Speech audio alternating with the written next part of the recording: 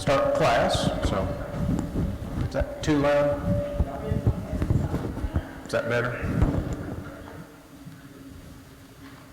I kind of came in hot there, didn't I? Before we begin class, we'll have a word of prayer here in a moment. I see we had 2 baptisms yesterday, so that was very good. Anything else that needs to be brought up this morning before we have a word of prayer? Okay, very good. Haley, would you offer a prayer for us, please? Lord God, Father, we're so grateful to be able to come before you in this class period and open up your word. Pray, Father, that as we dwell into the word, that we continue to things that part of our spiritual lives and then also to bring out to the world. We pray, Father, that you be with those that are not able to be here this morning.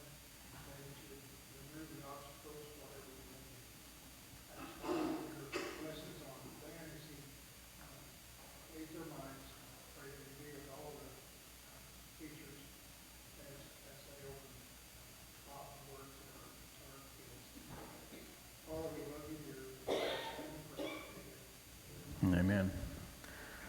Well, if you would open your Bibles to Revelations 14 is where we'll pick up as we remind ourselves and kind of set the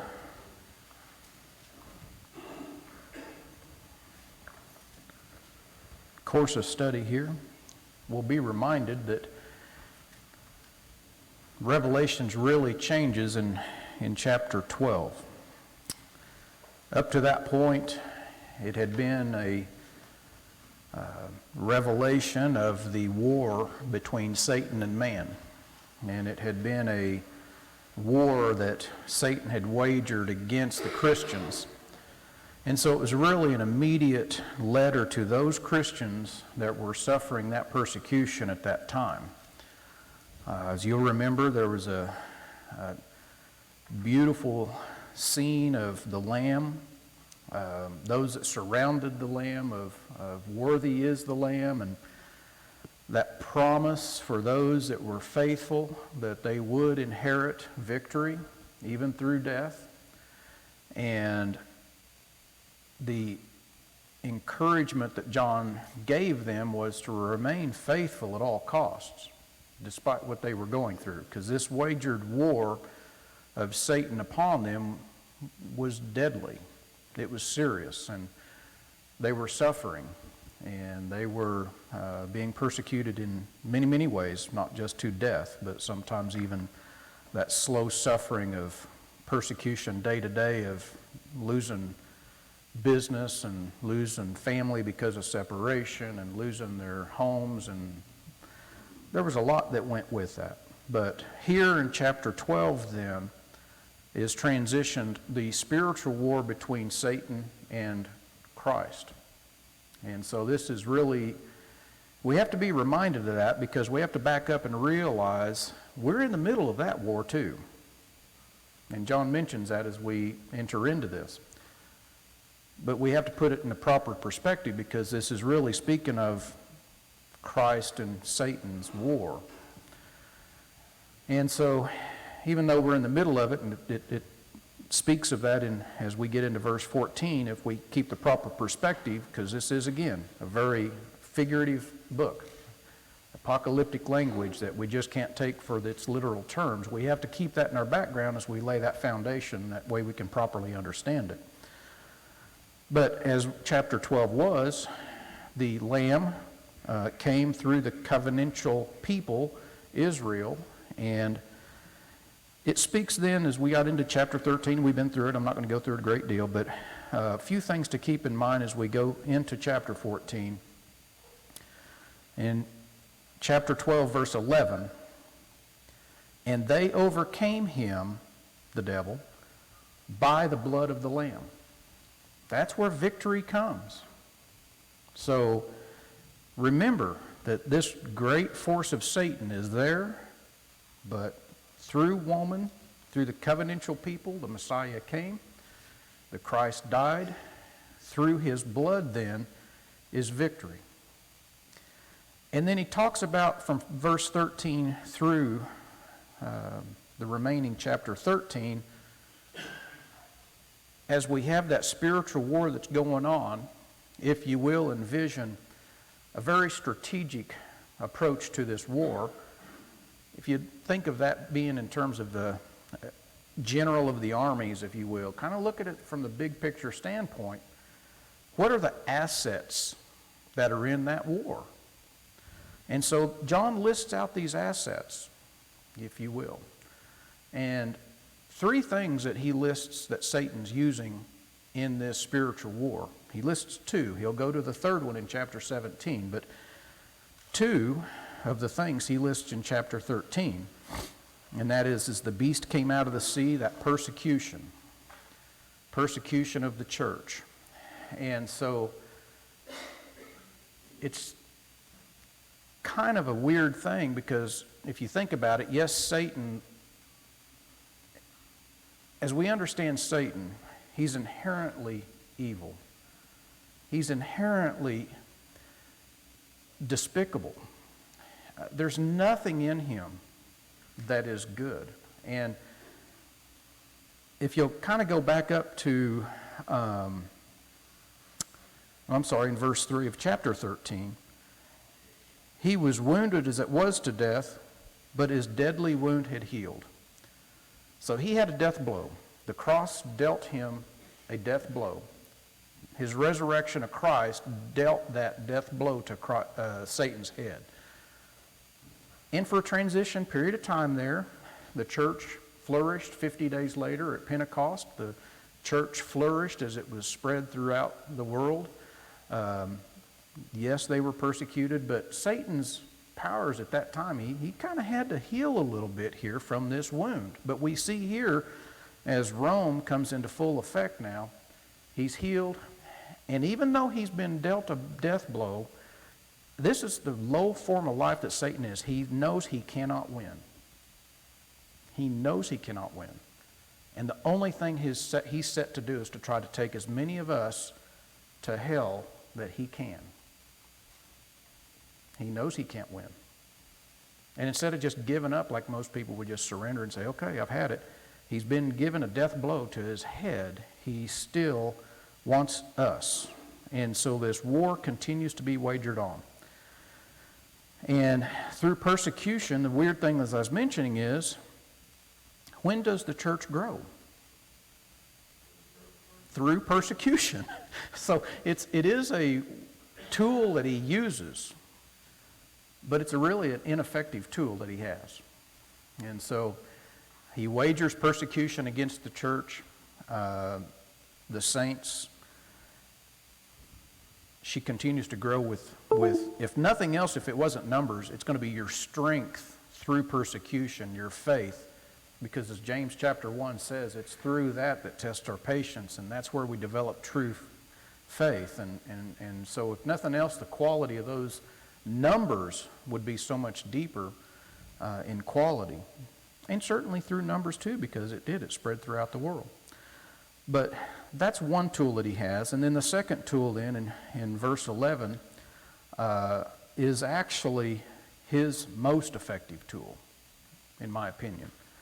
And that being the false doctrine. Now, at this time, let's make no bones about it, there was only one church, the true church. Now, we live in an age where there's all kinds of hosts of denominations. He was writing this to the saints. He was writing this to the church to beware of false doctrine. The falsehoods that can be told through doctrine is the most cunning tool that Satan has. And he's using them to his full effect to distract and to pull people away from the truth. It's effective today. And we're not talking about denominations out in the world. We're talking within the church. You don't have to go 30 miles in any direction, and you can find within the Church of Christ doctrines that are being taught that aren't right. And that's sad. So it's there. It was there to begin with. It's there today. Satan's alive and well in it. It is his most cunning tool, so that was the second asset that he's got in this war, if you will. And then John turns then in chapter 14, and that's where we'll pick up. Now, whereas those are the tools that Satan's wagering in his war, we see the tool here, if you will, or the assets that Christ has. And there's only one. There's only one. But let's read the first 5 verses here. And I looked, and lo, a lamb stood on the Mount Sion, and with him 144,000, having his Father's name written in their foreheads. And I heard a voice from heaven as the voice of many waters, and as the voice of great thunder. And I heard the voice of harpers harping with their harps.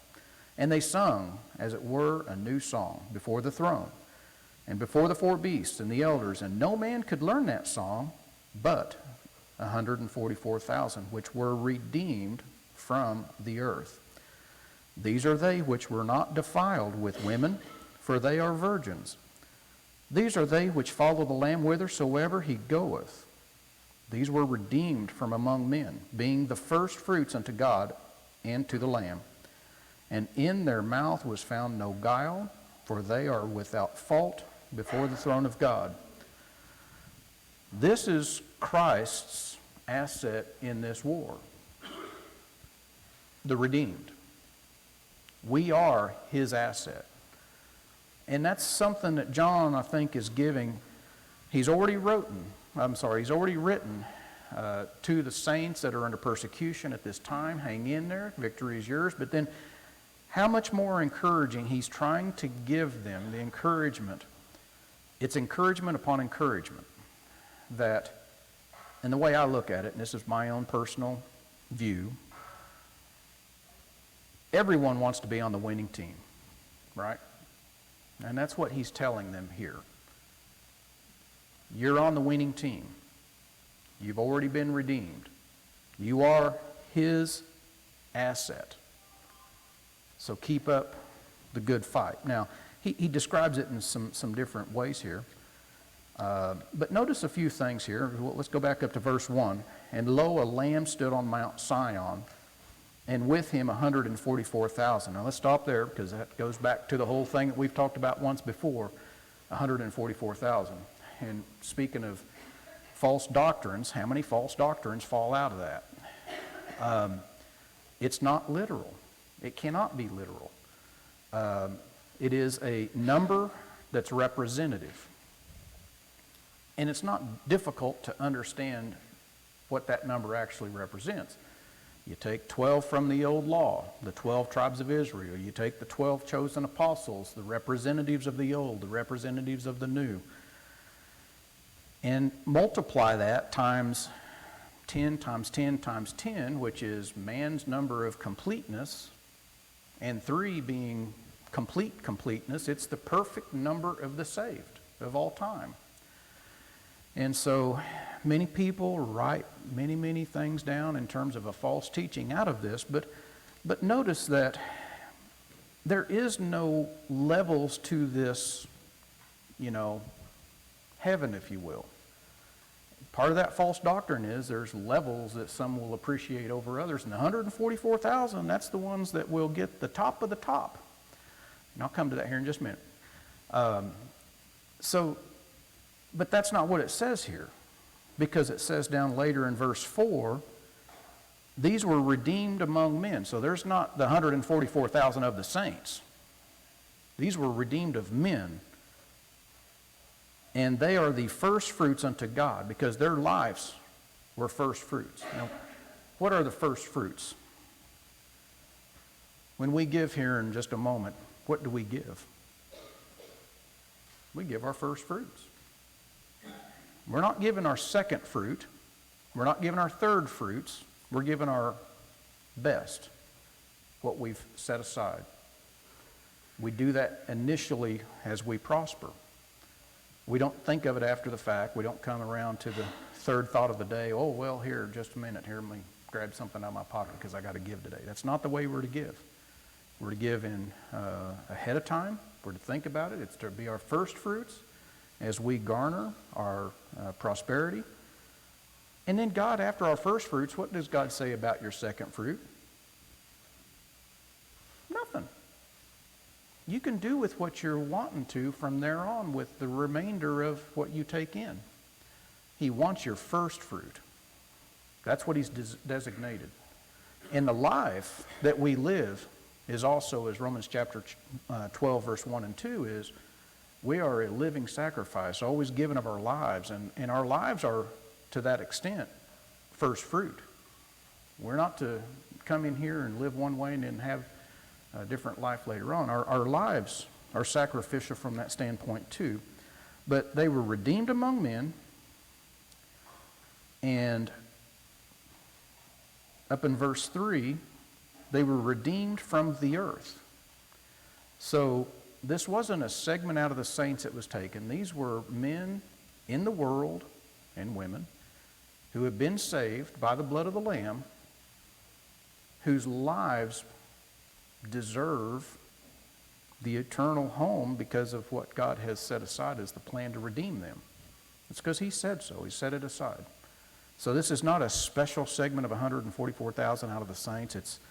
It is us as we live our lives properly and as we face judgment at the right time, at the right way, as he's designed and as we've been obedient. So,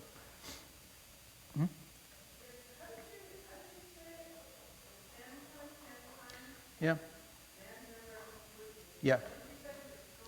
So 3. So if you take 10 times 10 times 10, that's 1,000. So 10 times 10 is 100, times 10 is 1,000.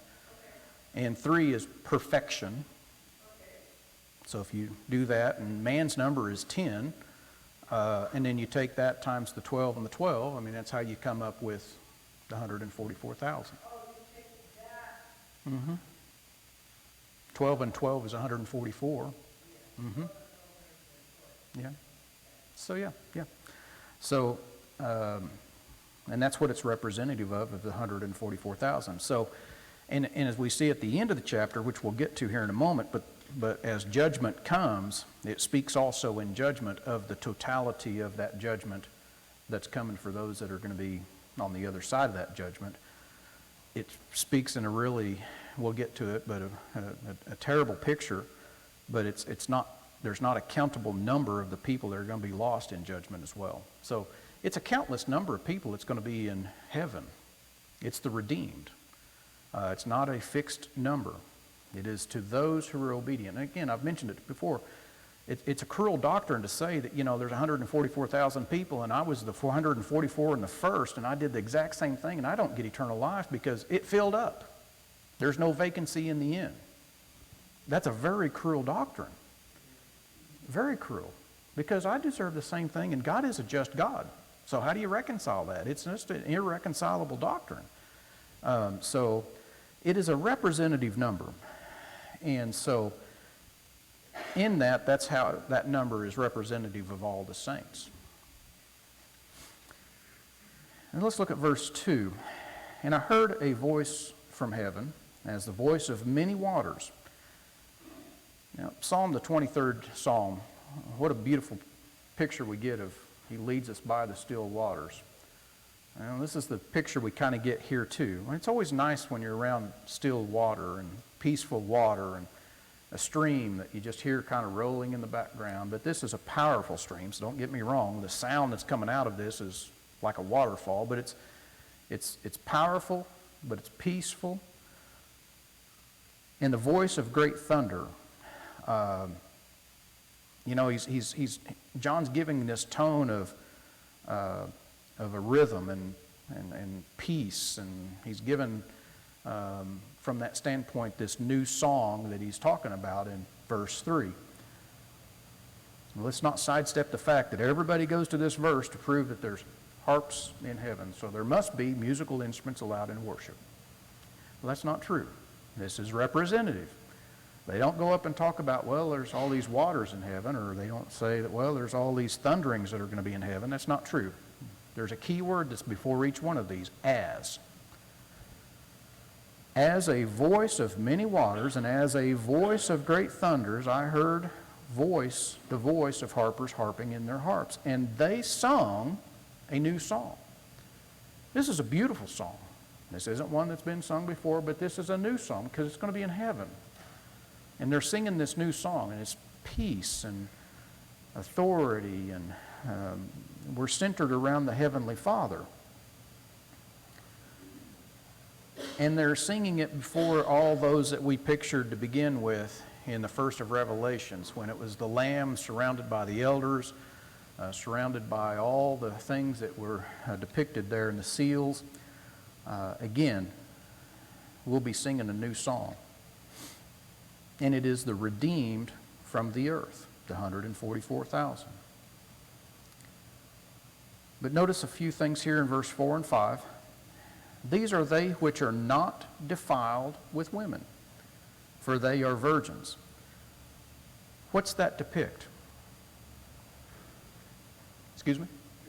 Purity. Purity. Purity. And when we say purity, we're not talking 99.9% pure. 100% pure. 100% pure. And that's really something that's very clear. God is light. In Him is no darkness at all. It's 100% light. When we see those terms used, it's 100%. And so this here is the same thing. When we have been redeemed, 100%, we are pure as long as we remain in the light. His blood cleanses us continually, as long as we continue to change our lives and live our lives like we should. How many people live their life like that today? Even in the church. It's a serious question. It's a serious question. We are to remain pure. And notice another characteristic of this asset that Christ has. It's us, the redeemed. And they follow the Lamb whithersoever He goeth.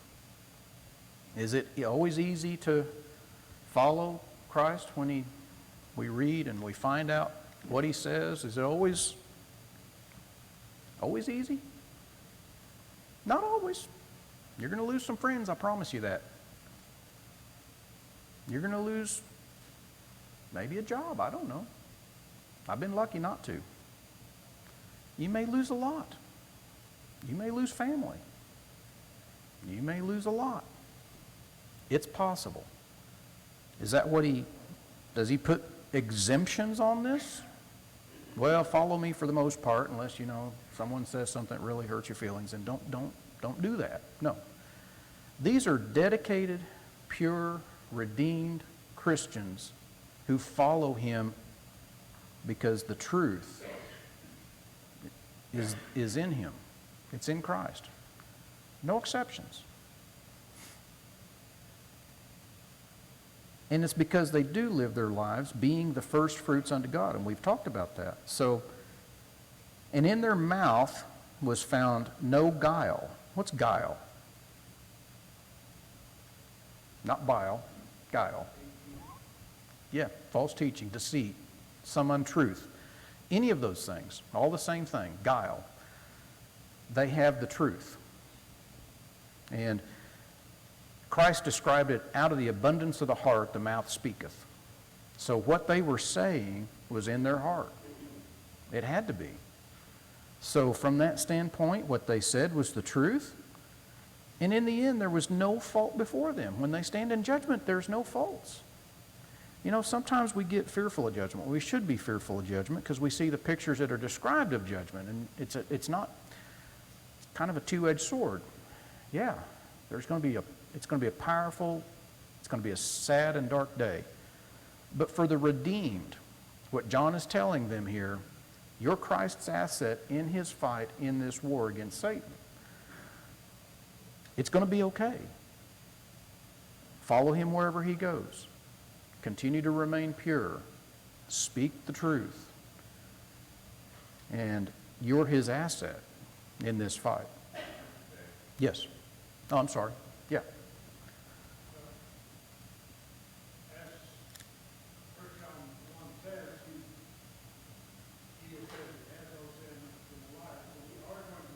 Mm-hmm. The idea when we sin, we correct that, and that keeps us blood continuing to save us. Yep. The concept of being sin-free is because of the key. Right. Because of our attitude, Mm-hmm. we repented. Yep. And that's the key. The key is because of his blood that continues to cleanse us, then we continue to remain in him, and that perfect fellowship is there. And so that's the key. Absolutely. Any other comments? Haley? The main idea here is that we stand behind Christ. Mm-hmm. He's for us Mm-hmm. wherever we go. We follow him. Right. So he's plowing the road, he's spreading the, He's leading the battle. Right. he's spreading the evil out so that we can bring things behind it. Mm-hmm. Stay in his word, Mm-hmm. his teachings. Mm-hmm. Yep. So that's the concept. Yep. Yeah. Yeah. Because it is a spiritual war. And he's the leader out in front. And he's leading into that war with Satan. But we are the tool that he's got, the assets in the army. And as we follow him, that's exact. We have to be following him. We can't be following anything else. There can't be untruths or deceits in our mouth, or there can't be living lives that are, different. It's got to be totally focused on him, totally focused on his word, totally living that in him as his blood cleanses us. And as we do that, then we see that we're the redeemed then.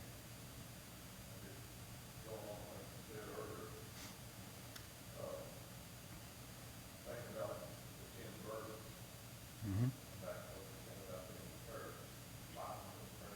Mm-hmm. Right.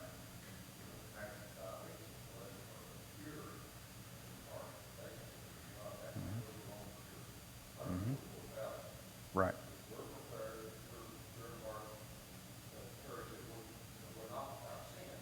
No?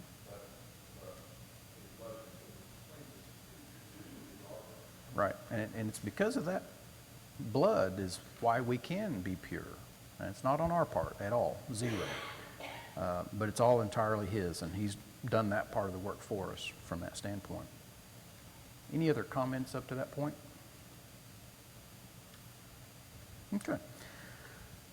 Let's go to verse 6. And again, envisioning, again, this encouragement that John's given, envision as he continues to encourage them, this view that he's depicting for them. How wonderful. I mean, there's lots of things about angels that people have this, cultural sense about today. What an angel even looks like, or I'm just going to leave it that I don't know. I've never seen an angel per se, proper heavenly angel. Maybe an earthly angel, but not the heavenly angel. Messengers of God, the proper heavenly angel. Well, he depicts this here for them, and to see that actually is what I'm saying is how much of an encouragement that would be at the time that these Christians are living. And it's an encouragement for us to remain faithful. And again, we brought this very near and dear to us in terms of chapter 14 being the redeemed, but this really was also to those that were fighting at the time at the Roman persecution. It does have its application for us, but envision this, if you will. And I saw another angel fly in the midst of heaven, having the everlasting gospel to preach unto them that dwell on earth, and to every nation, and kindred, and tongue, and people, saying with a loud voice, Fear God, and give glory to him, for the hour of his judgment is come, and worship him that made heaven and earth and the sea and the foundations of waters. And there followed another angel, saying, Babylon is fallen, that great city, because she made all nations drink of the wine of the wrath of her fornication.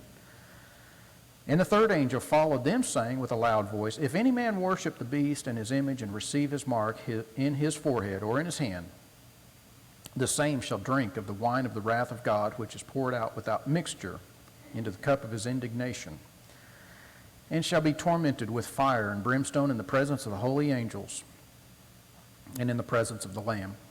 And the smoke of their torment ascendeth up forever and ever, and they have no rest day or night, who worship the beast and his image, and whosoever receiveth the mark of his name. Here is the patience of the saints. Here are they that keep the commandments of God and the faith of Jesus. And I heard a voice from heaven saying, unto me, Write, blessed are the dead which die in the Lord from henceforth. Yea, saith the Spirit, that they may rest from their labors, and their works do follow them. It's really a beautiful, depiction here. Angels flying. They come bringing these messages. From the standpoint of the everlasting gospel for those that dwell on the earth. Now, there's 4 of these, so just look at each one and just listen to its message that it says. It's pretty straightforward from that standpoint of what John is trying to say to the people at this time, that the encouragement, again, they are the redeemed, they do have victory, and he's building them up that this heavenly scene will take place. Flying angels in the midst of heaven, having that everlasting gospel. Secondly, and this is key, Babylon is fallen. So this earthly empire will fall. And certainly Babylon refers back in the Old Testament under that, but as well as Rome was that same day Babylon. Rife with sin, rife with earthly dominion, and all of that is attributed to her. And the third angel brings in that judgment is coming. Now, they prayed for that earlier on in the book. They were wanting vindication.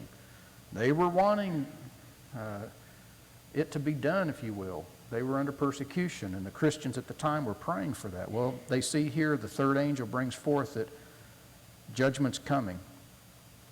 And from that standpoint, just a very brief mentioning, but we talked about it last time, that's going to be a terrible day. Terrible day for the unprepared. It's going to be a terrible day for those that are outside of Christ. Briefly, the angel says, the same shall drink of the wine of the wrath of God, which we're going to get into here in a moment. That mixture, basically, without mixture, refers to they're going to get the full dose. They're going to get the full dose of what they're drinking, if you will. This wine. And again, they see the mark in the forehead from the beast. And the same drink of that will be tormented with fire and brimstone. There's no allusions to what that represents.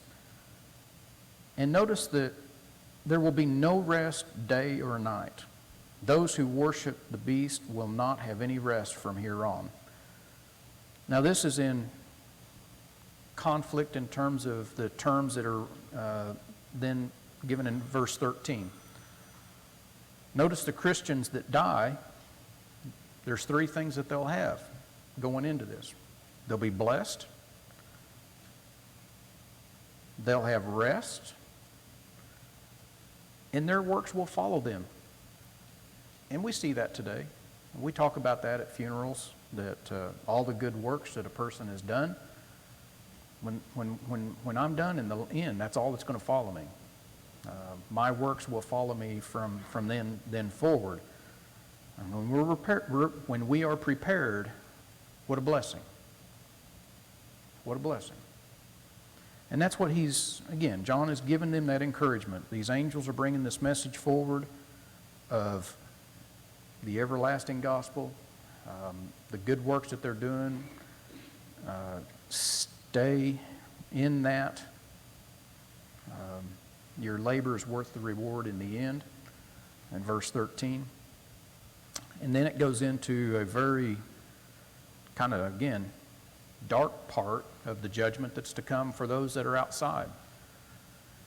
In verse 14 on, and I looked, and behold, a white cloud, and upon the cloud one sat like the Son of Man, having his head a golden crown, and in his hand a sharp sickle. And another angel came out of the temple, crying with a loud voice to him that sat on the cloud, Thrust in thy sickle and reap, for the time is come for thee to reap. For the harvest of the earth is ripe. And he sat on the cloud, thrust his sickle on the earth, and the earth was reaped. And the other angel came out of the temple, which is in heaven, he also having a sharp sickle. And the other angel came out from the altar, which had power over fire, and cried with a loud cry to him that had the sharp sickle, saying, Thrust thy sharp sickle and gather the clusters of the vine of the earth, for her grapes are fully ripe. And the angel thrust in his sickle in the earth, and gathered the vine of the earth, and cast it into the great winepress of the wrath of God. And the winepress was trodden without the city, and the blood came out of the winepress, even unto the horse bridles, by the space of 1,600 furlongs. So, briefly, but we have about 5 or 10 minutes, something like that. This is a vision of judgment. This is, as we might say, a harvest time. This is what it's depicting. 2 types of harvest. Notice the first harvest, really, the English language doesn't do this very, very well. But notice that the first harvest is, for the harvest of the earth is ripe in verse 15. And that's different than verse 18, where it says, Thrust thy sharp sickle and gather the clusters of the vine of the earth, for her grapes are fully ripe. In the Greek, there are 2 different words for this harvest. And I'll break it down quickly. If you would envision, for those that are prepared, judgment is a beautiful day. It's probably as likened to us as when we go take hay and cut hay. And when you bring it into the barn, what a beautiful day. The harvest is there. The harvest is ripe. It's ready to be brought in. That harvest is ready. And farmers, as they bring in their crops, it's really specifically a grain crop is what it speaks to in the Greek. But we don't have a lot of wheat around here, so it really probably refers to when the wheat is dry and when it's ready to go. It's really speaking of that dried crop that's ready to be harvested. Bringing it in is a beautiful day because then you get the reaping of the harvest. And so, for those that are ready in Christ, we're ready to be taken home. We are ready to go to heaven. We are ready for that being brought into heaven, if you will, from that standpoint. So when judgment comes for those that are prepared, it's a beautiful day. But for those that are not prepared, as it says in verse 18, and that's why it says the clusters of grape, and it talks about the winepress. Go back to Isaiah briefly, because Isaiah prophesied that. Isaiah chapter 63. Isaiah chapter 63.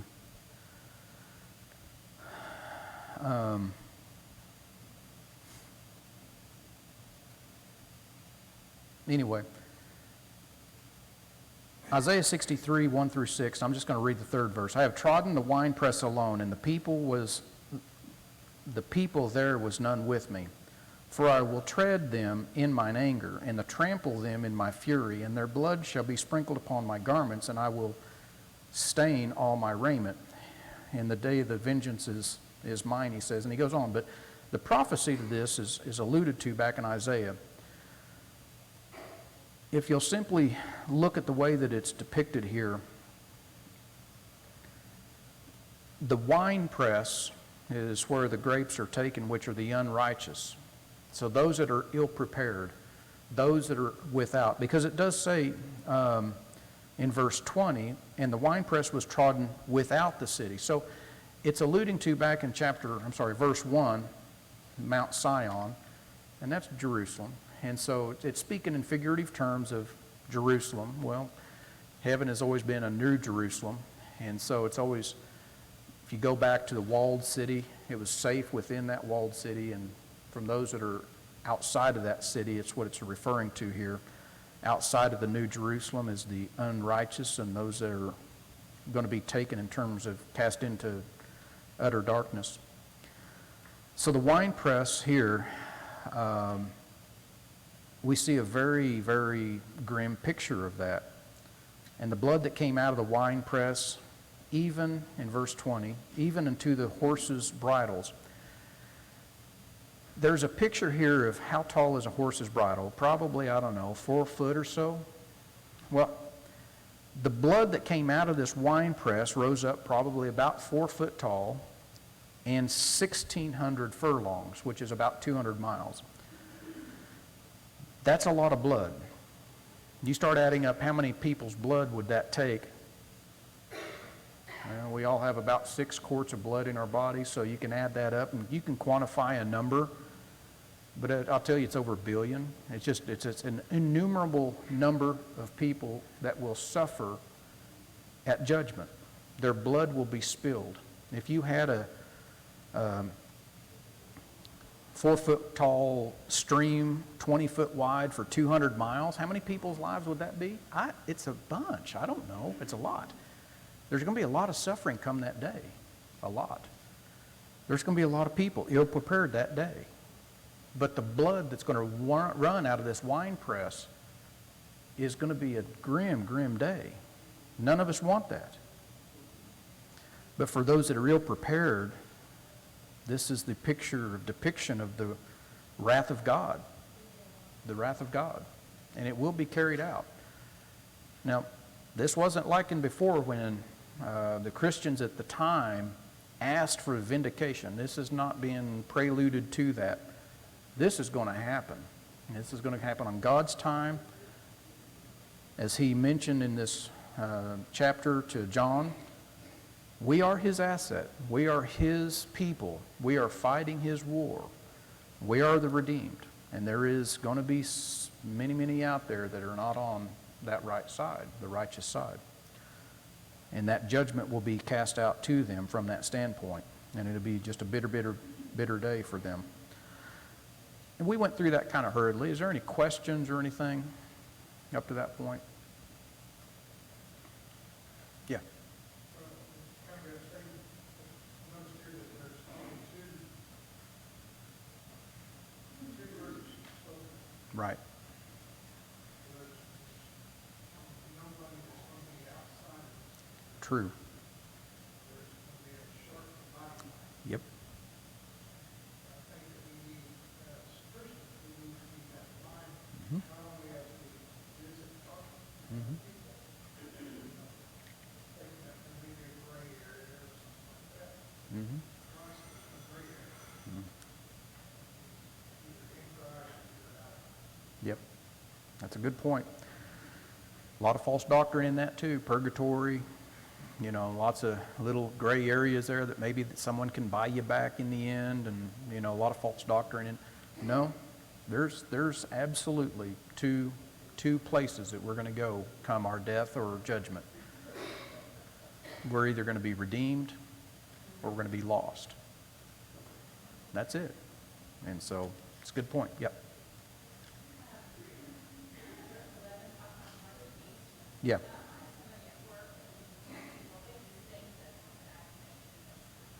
That what?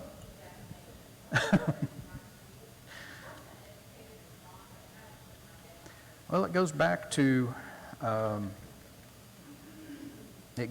where it mentions that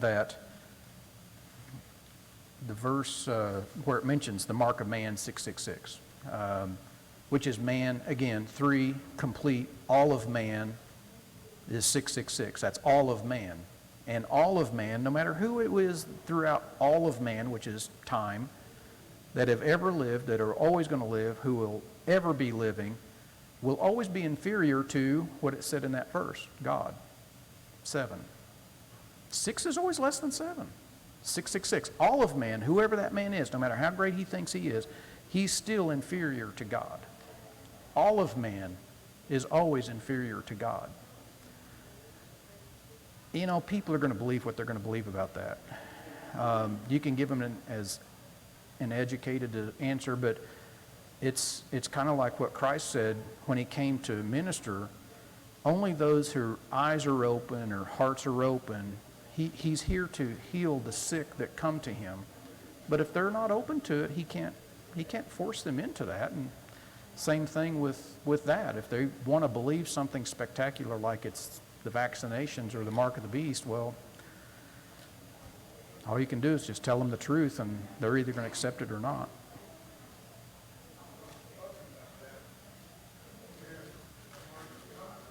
Right. Right. In verse 1.